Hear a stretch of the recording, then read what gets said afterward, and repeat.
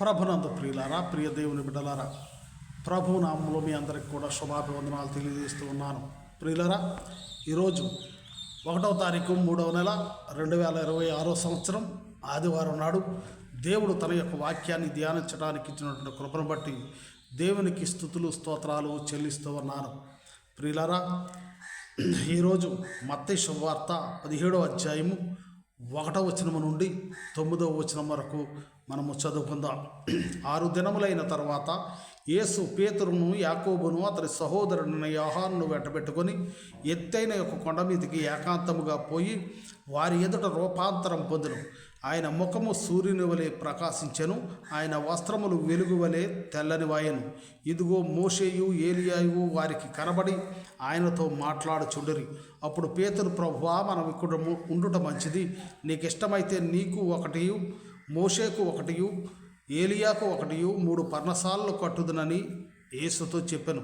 అతడు ఎక్కను మాట్లాడుచుండగా ఇదిగో ప్రకాశమానమైన ఒక మేఘము వారిని కమ్ముకొనును. ఇదిగో ఈయన నా ప్రియకుమారుడు, ఈయన యందు నేను ఆనందించుచున్నాను, ఈయన మాట వినుడని ఒక శబ్దము ఆ మేఘములో నుండి పుట్టెను. శిష్యులు ఈ మాట విని బోర్లబడి మిక్కిలి భయపడగా యేసు వారి యొద్దకు వచ్చి వారిని ముట్టి లెండి భయపడకుడని చెప్పెను. వారు కన్నులెత్తి చూడగా యేసు తప్ప మరి ఎవరునూ వారికి కనపడలేదు.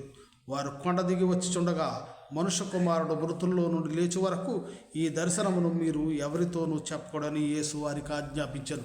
ప్రియులారా, యేసు ప్రభు తాబోరు కొండపై దివ్య రూపాన్ని దాల్చటము మరి ఈరోజు ధ్యానిస్తూ ఉన్నాము. ప్రియులారా, మరి సుమారుగా గత ఇదే రోజులలో ఈ ఉపవాస దినాలు లేదా మరి శ్రమ దినాలు, లెంట్ డేస్ అని అంటాం కదా, ఈ దినాలలోనే ఈ రూపాంతరము చెందటం గురించి నేను వీడియో చేశాను. ప్రియులారా, ఆ వీడియోలో మరి రూపాంతరము చెందినప్పుడు మోషే, ఏలియా మరి యేసు ప్రభు వారితో ఏం మాట్లాడారు, వారు ఏం మాట్లాడడానికి యేసు ప్రభు వారి దగ్గరకు వచ్చారు, మోషే ఎక్కడి నుండి వచ్చాడు, ఏలియా ఎక్కడి నుండి వచ్చారు, దేని గురించి వచ్చారు, దేని గురించి మాట్లాడారు అనే దాన్ని ఆ వీడియోలో మీకు వివరించి ఉన్నాను. దానిని గురించి మీరు తెలుసుకోవాలంటే నా వీడియోలు మరి మీరు డౌన్లోడ్ చేసుకున్నట్లయితే మీకు ఈ యేసయ్య రూపాంతరమును గురించి, మోషే ఏలియాలు ఏం మాట్లాడారు, ఎక్కడి నుంచి వచ్చారనేది మీకు తెలుస్తుంది. ప్రియులారా, మరి ఈరోజు ఇదే అంశము మరలా సందర్భానుసారముగా వచ్చింది కనుక, సువార్త పాఠంగా వచ్చింది కనుక దీనిలోని మరికొన్ని విషయాలను మనము తెలుసుకుందాం. ప్రియులారా, మోషే ఏలియాలు మాట్లాడిన దాని గురించి నా వీడియో, మొదటి వీడియో మీకు చూసినట్లయితే దాన్ని వివరం మీకు తెలుస్తుంది. ప్రియులారా, మరి ఇందులో ఉన్నటువంటి అంశాలను, మరికొన్ని అంశాలను గురించి మనము చర్చించుకుందాం. యేసు ప్రభువారు రూపాంతరము చెందినప్పుడు ఆయన ముఖము, ముఖ్యంగా 2వ వచనం, ఆయన ముఖము సూర్యుని వలె ప్రకాశించెను, ఆయన వస్త్రములు తెల్లని వలె వెలుగు వలె తెల్లనివాయెను. ఇక్కడ 2 విషయాలను మనం చూడవచ్చు. ఆయన రూపాంతరము చెందినప్పుడు ఏ విధంగా ఉంది అని అంటే, ఆయన రూపాంతరము చెందినప్పుడు ముఖము సూర్యుని వలె ప్రకాశించిందని, వెలుగు వలె బట్టలు, వస్త్రాలు తెల్లనివైనయని చెప్పబడుతుంది. ప్రియుల, యేసు ప్రభువారు ఆ రూపాంతరము పొందటానికి గల కారణాలు, ఆ ప్రకాశించడానికి గల కారణం, అలాగే ఆ వెలుగు వలె వస్త్రాలు ఉండటానికి కారణాలను మనము తెలుసుకుందాం. ప్రియులారా, దేని గురించి అంటే, యేసు ప్రభువారే రూపాంతరము చెందుతాడా? మరి మనుషులమైనటువంటి మనము, యేసు ప్రభు దేవుని కుమారుడు, ఆయన రూపాంతరం చెందాడు. మనుషులమైన మనకు అసాధ్యము కదా అని మనం అనిపించవచ్చు. కానీ ప్రియులారా, ఆయనను పోలి నడుచుకున్నట్లయితే, మనమును ప్రకాశింపబడదుమని చెప్పబడుతుంది.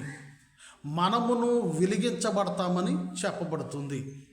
దీనిని గురించి మనము దేవుడిచ్చిన జ్ఞానాన్ని బట్టి ధ్యానించుకుందాం. ప్రియులారా, వెలుగు ప్రకాశించటం అంటే సూర్యుడు ఉన్నాడు. ఆ ప్రకాశిస్తూ ఉన్నప్పుడు ఆ వెలుగులో అందరము చూస్తున్నాం. ప్రియులారా, సూర్యుడు మండేటటువంటి సూర్యుడు అగ్నిగోళము. అక్కడ మంట మండుతూ ఉన్నప్పుడు ఎలా ఉంటుందంటే వేడి పుడుతుంది. అలాగే మండించబడినప్పుడే వెలుగునివ్వగలుగుతాం. అంటే మంట మండేటప్పుడు అది కాలిపోతుండు. ఒత్తైనా కానీ, దీపమైతే ఒత్తైనా కానీ, క్రొవ్వొత్తైనా కానీ, ఒకవేళ కరెంటు బల్బు అయినా కానీ, ఎంత ప్రకాశవంతముగా తన వెలుగును విరజమ్మాలి అని అనుకుందో అంతగా మండాలి. ప్రియులారా, చిన్నగా మండినట్లయితే అది చిన్న వెలుగు వస్తుంది, చిన్నగా ప్రకాశిస్తుంది. పెద్దగా మండినట్లయితే పెద్దగా ప్రకాశిస్తుంది. అందుకనే మనము ఎంతగా కాలుతూ ఉంటామో, ఎంతగా వేడిని భరిస్తూ ఉంటామో, ఉదాహరణకు క్రొవ్వొత్తును చూద్దాం. క్రొవ్వొత్తు చిన్నగా ఉన్నప్పుడు, చిన్నగా మండినప్పుడు దాని వెలుగు కొద్దిగానే ఉంటుంది. కానీ పెద్దగా మండినప్పుడు వేడి ఎక్కువయ్యి అది కరిగిపోతూ ఉంటుంది. ప్రియులారా, అంటే అది నశిస్తూ వెలుగును ప్రకాశింపచేస్తుంది. అంటే నశిస్తే కానీ మనలో ఉన్నటువంటి కోరికలు, మనలో ఉన్నటువంటి మరి ఆలోచనలు దుష్టమైనవి, హేయమైనవి మరి నశించితే కానీ, నశిస్తూ ఉన్నప్పుడు ఎంతగా నశిస్తూ ఉంటాయో అంతగా వెలుగు ప్రజ్వలింపబడుతుంది, ప్రకాశింపబడుతుంది. ప్రియులరా, మనమును యేసు ప్రభు వలె ప్రకాశించాలి అని అనుకున్నట్లయితే కొన్ని నియమాలను మనం పాటించాలి. ఆ నియమాలు ఏంటి? యేసు ప్రభు వారే కాదు, మనము కూడా ప్రకాశింపబడతాము. బైబిల్లో కొంతమంది ప్రకాశింపబడ్డారు, కొంతమంది వెలిగింపబడ్డారు. యేసు ప్రభు వస్త్రాలు వెలిగినట్లుగా, యేసు ప్రభు ముఖము ప్రకాశించినట్లుగా మరి కొంతమందిది ప్రకాశించింది. ఏ విధంగా వారికి ప్రకాశించింది అనేది వారిని మనము ధ్యానం చేద్దాం. ఆ విధంగా మనము చేసినట్టయితే మనము ప్రకాశింపబడతామా, మనము వెలిగించబడతామా అనే దానిని మనము ధ్యానించుదాం. ప్రియులారా, నిర్గమకాండము 34వ అధ్యాయము 28-30 వచనాల వరకు మనం చూసినట్లయితే, అతడు 40 రేయింబవళ్ళు యెహోవాతో కూడా అక్కడ ఉండెను. అతడు భోజనము చేయలేదు, నీళ్లు త్రాగలేదు. అంతలో ఆయన ఆ నిబంధన వాక్యములను, అనగా 10 ఆజ్ఞలను ఆ పలకల మీద వ్రాసెను. మోషే సీనాయి కొండ దిగుచుండగా శాసనములు గల ఆ 2 పలకలు మోషే చేతిలో ఉండెను. అతడు ఆ కొండ దిగుచుండగా ఆయన అతనితో మాట్లాడుచున్నప్పుడు అతని ముఖ చర్మము ప్రకాశించిన సంగతి మోషేకు తెలిసి ఉండలేదు. అహరోను ఇజ్రాయేలులందరూ మోషేను చూచినప్పుడు అతని ముఖ చర్మము ప్రకాశించెను కనుక వారు అతనిని సమీపించ వెరచిరి. ప్రియులారా, ఇక్కడ యెహోవా దేవుని సన్నిధిలో మోషే ఉన్నాడు. మోషే యెహోవా దేవుని యొక్క సన్నిధిలో ఉన్నప్పుడు దేవుడు అతనితో మాట్లాడుతున్నప్పుడు అతని ముఖము ప్రకాశించినట్లుగా మనం చూడవచ్చు. ప్రియులారా, అతని ముఖాన్ని ఇజ్రాయేలు చూడలేకపోయినట్లుగా మనం చూడవచ్చు. ప్రియులారా, అంటే దేవుని సన్నిధిలో గడిపినప్పుడు, దేవుని నిబంధన వాక్యాలను చేతపట్టుకొని అతను వస్తూ ఉన్నప్పుడు అతని ముఖము ప్రకాశించినట్లుగా మనం చూస్తున్నాం. ప్రియులారా, నీలో నాలో కూడా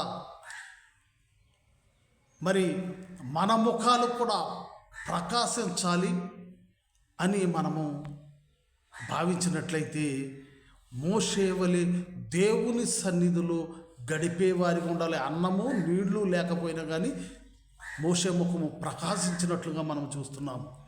మనము కూడా దేవుని సన్నిధిలో గడిపినప్పుడు ప్రకాశవంతులుగా మనము ఉంటాము ప్రియులారా, వెలిగించబడతాము. మన వెలుగులు ఇతరులు చూడలేరు ప్రియులారా, ఆ విధముగా ప్రకాశించబడతాము. దేవుని వాక్యాన్ని చేతబట్టుకుని దేవుని యొక్క నిబంధన మందసాలను నిబంధన పలకలను, ఆ 10 ఆజ్ఞలను పుచ్చుకుని వస్తూ ఉన్నప్పుడు మోషే ముఖము ప్రకాశించింది ప్రియులారా. అందుకని మనము కూడా దేవుని సన్నిధిలో గడిపేవారిగా ఉంటే మన ముఖము ప్రకాశిస్తుంది. తర్వాత మోషే ముఖము మరలా కొన్నిసార్లు చాలా రోజులు ఉన్నారు, అప్పుడు ఇజ్రాయేలు చూచారు. అంటే మోషే ముఖము ఆ ప్రకాశించడము తర్వాత తగ్గిపోయినట్లుగా మనం చూడవచ్చు. ఎందుకంటే అందరూ మోషేను దగ్గరుండి చూచారు కదా.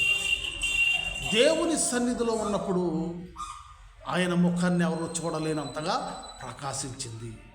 మనము కూడా దేవుని సన్నిధిలో గడిపినప్పుడు మన ముఖాలు కూడా ప్రకాశవంతముగా, ఇతరులు చూడలేని విధంగా ప్రకాశించబడతాము. అందుకనే దానియేలు గ్రంథము ఇంకా దేవుని సన్నిధిలో గడపడమే కాకుండా ఏ విధంగా ఉంటే ప్రకాశించబడతామో చెప్తున్నాడు. దానియేలు గ్రంథము 12వ అధ్యాయము 3వ వచనం. బుద్ధిమంతులైతే ఆకాశ మండలంలోని జ్యోతులను పోలిన వారై ప్రకాశించెదరు. నీతి మార్గమును అనుసరించి నడుచుకున్నట్లు ఎవరు అనేకులను త్రిప్పుదురో వారు నక్షత్రముల వలె నిరంతరమును ప్రకాశించెదరు. ప్రియులారా, బుద్ధిమంతులు ఆకాశ మండలంలో జ్యోతులు ఏమున్నాయండి? సూర్యుడు, చంద్రుడు ఉన్నారు. జ్యోతులు ఆ రెండే, నక్షత్రాలు తర్వాత. యేసు ప్రభు వారి ముఖము సూర్యుని వలె ప్రకాశించింది. ఇక్కడ బుద్ధిమంతులు ఎవరైతే ఉన్నారో వారి ముఖాలు కూడా ఆ జ్యోతుల వలె, సూర్యుని వలె ప్రకాశిస్తూ ఉన్నట. ఇక నీతి మార్గంలో నడుచుకోవటానికి అనేక మందిని ఎవరైతే ఆ నీతి మార్గము వైపు త్రెప్పగలుగుతారో వారు కూడా నక్షత్రము వలె ఎప్పుడూ కూడా నిరంతరము ప్రకాశించెదరు అని చెప్తుంది. మొదటిగా ప్రభు సన్నిధిలో మనము గడిపినట్లయితే ప్రకాశించబడతాము, రూపాంతరము చెందుతాము. రెండవదిగా బుద్ధిమంతులుగా ఉన్నట్లయితే ప్రకాశించబడతాము, వెలిగించబడతాము. నాలుగవదిగా నీతి మార్గములో కొంతమందిని నడిపించినట్లయితే మనము ప్రకాశించబడతాము. ఇంకను ఏ విధంగా ప్రకాశించబడతామనంటే మత్తయి సువార్త 5వ అధ్యాయము 16వ వచనము చూసినట్లయితే, మనుష్యులు మీ సత్క్రియలను చూచి పరలోకమందున్న మీ తండ్రిని మహిమపరచినట్లు వారి ఎదుట మీ వెలుగు ప్రకాశింపనియుడి. అంటే మనము సత్క్రియలు చేసినట్లయితే ప్రకాశించబడతామంట. రూపాంతరము చెందటం అంటే మొదటిగా దేవుని సన్నిధిలో గడిపితే ప్రకాశించబడతాము, బుద్ధిమంతులుగా ఉంటే ప్రకాశించబడతాము. అలాగే అనేక మందిని మంచి మార్గంలో నడిపితే ప్రకాశించబడతాము. అలాగే సత్క్రియలు, మంచి పనులు చేసినట్లయితే ప్రకాశించబడతాం ప్రియులారా. అందుకనే యోబు గ్రంథము 11వ అధ్యాయము 13 నుంచి 17 వచనాలు చూసినట్లయితే, నీవు నీ మనస్సును తిన్నగా నిడుపున ఎడల, నీ చేతులు ఆయన వైపుకు చాపిన ఎడల, పాపము నీ చేతిలో నుండి చూచి నీవు దానిని విడిచిన ఎడల, నీ గుడారములో నుండి దుర్మార్గతను నీవు కొట్టివేసిన ఎడల, నిశ్చయముగా నిర్దోషివై నీవు సంతోషించెదవు, నిర్భయుడవై నీవు స్థిరపడి ఉందువు. 17వ వచనం. అప్పుడు నీ బ్రతుకు మధ్యాహ్న కాల తేజస్సు కంటే అధికముగా ప్రకాశించును, చీకటి కమ్మినను అది అరుణోదయము వలె కాంతిగా నుండును. ప్రియులారా, ఇక్కడ యోబు చెప్తున్నాడు, నీలో ఉన్నటువంటి నీవు దేవుని వైపు తిరిగి చేతులు చాపి, అలాగే నీలో ఉన్నటువంటి దుర్మార్గతను తీసివేసి నీలో ఉన్న పాపాన్ని విడిచిపెట్టిన ఎడల నీవు మధ్యాహ్న కాలపు తేజస్సు కంటే అధికముగా ప్రకాశించదు అని చెప్తున్నాడు. ప్రియులరా, దేవుని సన్నిధిలో గడిపినట్లయితే ప్రకాశిస్తాము. బుద్ధిమంతులుగా ఉంటే ప్రకాశిస్తాము. అలాగే నీతి మార్గములో నడిపితే, నీతి మార్గములో మనము నడిచి కొందరిని నడిపినట్లయితే ప్రకాశిస్తాము. అలాగే మనము మంచి క్రియల ద్వారా ప్రకాశిస్తాము. అలాగే పాపమును విడిచి దుర్మార్గతను మనలో నుండి కొట్టివేసి నందువలన మధ్యాహ్నకపు తేజస్సు కంటే ప్రకాశవంతముగా ప్రకాశిస్తాము, అధికముగా ప్రకాశిస్తాము. ఇలా ప్రకాశించినటువంటి వాడు యోహాను సువార్త 5వ అధ్యాయము 33, 35లో ఒకరు కనపడుతున్నారు.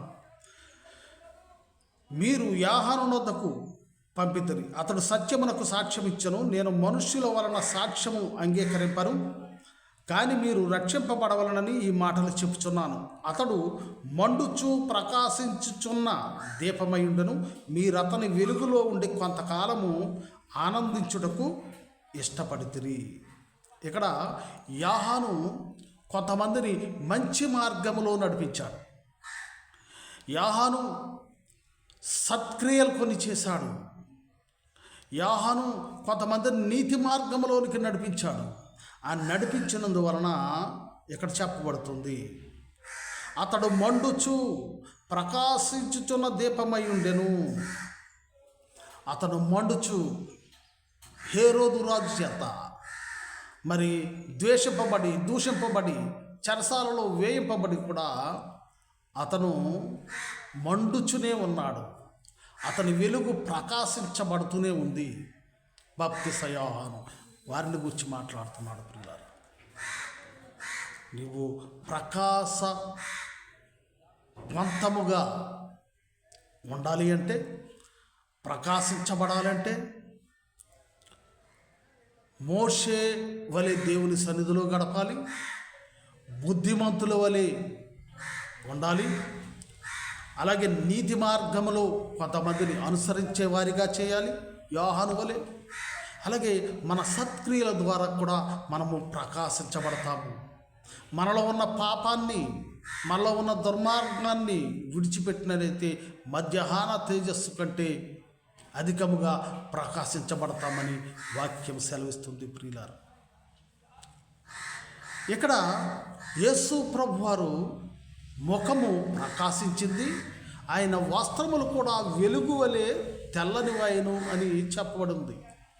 ఒకటి ప్రకాశవంతముగా ఉంది, ముఖము ప్రకాశించింది, వస్త్రాలు వెలుగు వలె తెల్లనివాయను అని చెప్తుంది.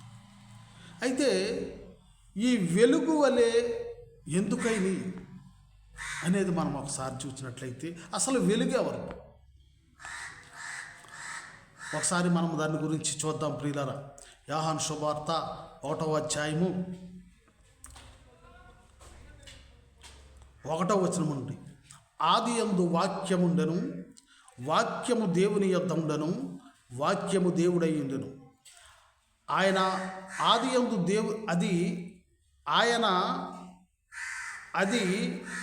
ఆదియందు దేవుని యొద్ద ఉండెను, సమస్తమును ఆయన మూలముగా కలిగి ఉన్నది ఎదియు ఆయన లేకుండా కలుగలేదు. ఆయనలో జీవముండును, ఆ జీవము మనుష్యులకు వెలుగై ఉండెను. ఆ వెలుగు చీకటిలో ప్రకాశించుచున్నది కానీ చీకటి దానిని గ్రహింపకూడదు. దేవుని యొద్ద నుండి పంపబడిన ఒక మనుష్యుడు ఉండెను, అతని పేరు యోహాను. అతని మూలంగా అందరూ విశ్వసించినట్లు అతడు ఆ వెలుగును గూర్చి సాక్ష్యమిచ్చుటకు సాక్షిగా వచ్చెను. అతడు వెలుగై ఉండలేదు కానీ ఆ వెలుగును గూర్చి సాక్ష్యమిచ్చుటకు అతడు వచ్చెను. నిజమైన వెలుగు ఉండెను, అది లోకములోనికి వచ్చును. ప్రతి మనుష్యుని ఆ లోకములోనికి వచ్చుచు ప్రతి మనుష్యుని వెలిగించుచున్నది. ప్రియులారా, ఇక్కడ ఆదియందు వాక్యం ఉండను, ఇది చాలాసార్లు మనం విన్నాం. దీని గురించి మీకు క్లుప్తంగా వివరిస్తాను. దేవుడు వాక్యమై ఉన్నాడని చెప్పబడుతుంది. ఆ వాక్యమే శరీరధారి అయి మన మధ్యకు వచ్చిందని చెప్పేసి కూడా మనము వింటున్నాం. ఆ వాక్యములో దేవుడు వాక్యమై ఉన్నాడు. ఆ వాక్యము జీవమై ఉండెను, ఆ జీవము మనుషులకు వెలుగై ఉండెను, ఆ వెలుగు ప్రతి మనుష్యుని వెలిగించుచున్నది. ఇక్కడ యేసు ప్రభువారు వెలుగై ఉన్నాడు. ఆ వెలుగును గురించి సాక్ష్యం ఇవ్వటానికి మరి యోహాను గారు వచ్చాడు ఈ భూలోకానికి. ప్రియులరా, వెలుగు ఎవరు అనంటే ప్రభువారే వెలుగు. యేసు ప్రభువారు వెలుగు. యేసు ప్రభువారు మరి ఇప్పుడు లేడు. వాక్యమే వెలుగు. ఆ వెలుగు కలిగి ఉన్నటువంటి మనము దేవుని కలిగి ఉన్నటువంటి వారు. అర్థమవుతుందని నేను భావిస్తున్నాను. వాక్యము దేవుడై ఉండెను, వాక్యములో జీవముండెను, ఆ జీవము వెలుగై ఉండెను,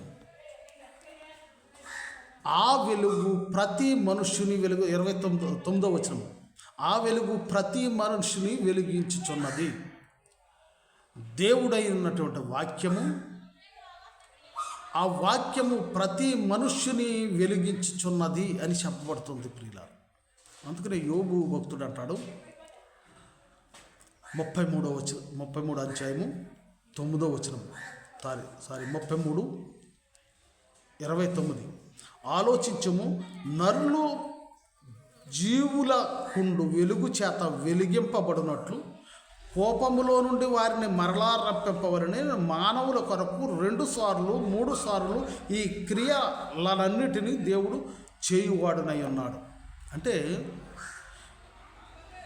మానవులను వెలిగించడానికి, పాపాంధకారములో ఉన్న వారిని జీవములోనికి నడిపించడానికి యేసు ప్రభువారు వెలుగై ఉన్నటువంటి దేవుడు మనలను వెలిగిస్తున్నాడట. ఎప్పుడెప్పుడు 2-3 సార్లు వెలిగిస్తున్నాడు. మన జీవితాలలో అనేక సార్లు వెలుగై ఉన్నటువంటి దేవుడు, వాక్యమై ఉన్నటువంటి దేవుడు తన వాక్యము ద్వారా మనలను వెలిగిస్తూ ఉన్నాడు. ఆ వెలిగించినప్పుడు మనము ఆ వెలుగును అందుకొని మండినట్లయితే, ఇప్పుడు క్రొవ్వొత్తే ఉంది, మనము వెలిగిస్తాము, అది వెలిగినప్పుడు ఉంచుతాము. 2-3 సార్లు వెలిగిస్తాము, ఆరిపోతుంది అనుకోండి, బయట పడేస్తాము, అందులో కల్తీ జరిగిందని, లేదంటే నీళ్ళలో తడిసిపోయిందని. అలాగే దేవుడు కూడా వెలుగై ఉన్నటువంటి దేవుడు తన వాక్యము ద్వారా ప్రతి మనుష్యుని ఇక్కడ మనకు చెబుతున్నాడు. యోహాను సువార్త 1వ అధ్యాయము 9వ వచనంలో, నిజమైన వెలుగు ఉండెను, అది లోకములోనికి వచ్చుచు ప్రతి మనుష్యుని వెలిగించుచున్నది. ప్రతి ఒక్కరిని వాక్యము ద్వారా వెలిగిస్తూ ఉన్నాడు దేవుడు. వెలుగై ఉన్నటువంటి వాక్యము ద్వారా దేవుడు వెలుగై ఉన్నాడు, వాక్యమై ఉన్నాడు. వాక్యమై ఉన్నటువంటి దేవుడు ప్రతి మనుష్యుని వెలిగిస్తున్నాడు. యోబు కూడా ఆ విధంగానే చెప్తున్నాడు. అందుకనే 2-3 సార్లు వెలిగిస్తాడట. వెలగనప్పుడు యేసు ప్రభువు తన వాక్యం ద్వారా మనలను వెలిగిస్తూ ఉన్నప్పుడు, వెలగనప్పుడు తన సేవకుల ద్వారా, వాక్యం ద్వారా మరి మనల్ని వెలిగించడానికి ఆయన ప్రయత్నిస్తున్నప్పుడు వెలగపోయినట్లయితే అది బయట పారవేయబడుతుంది, పనికిరానిదిగా అవుతుంది.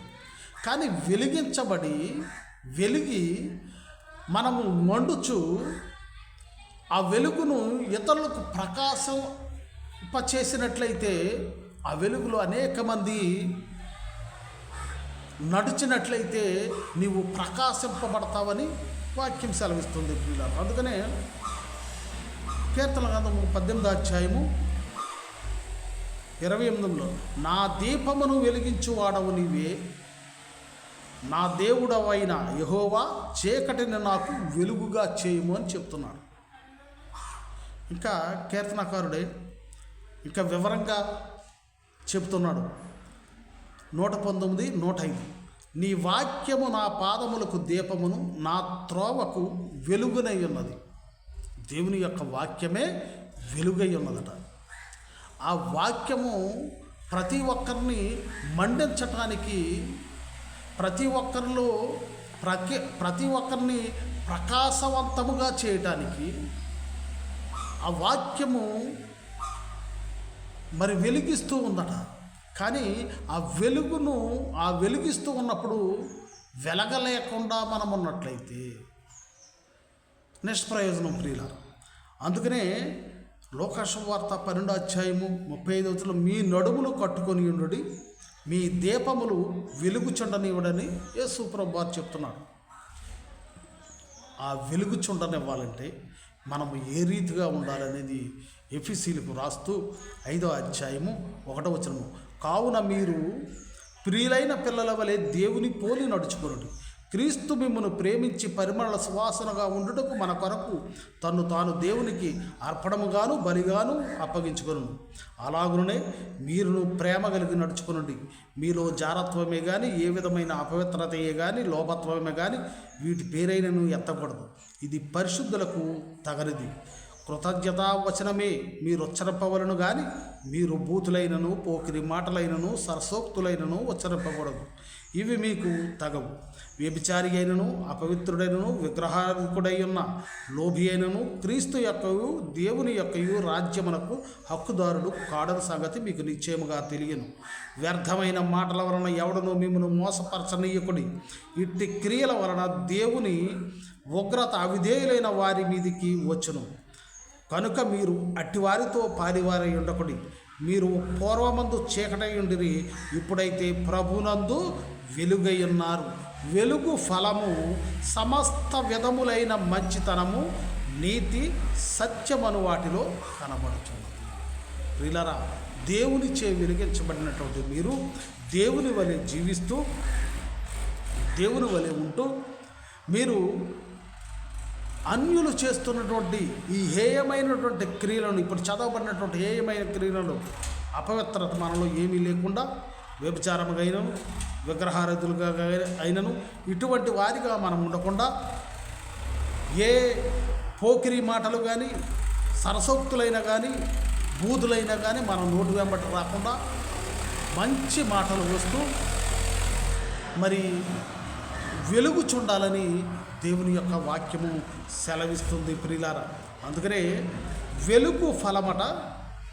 ఆ వెలుగు ఫలం ఎలా ఉంటుందంటే నీతి, మంచితనము, సమస్త విధములైనటువంటి మంచితనము, నీతి, సత్యమను వాటిలో కనబడుచున్నది అని చెప్తున్నాడు.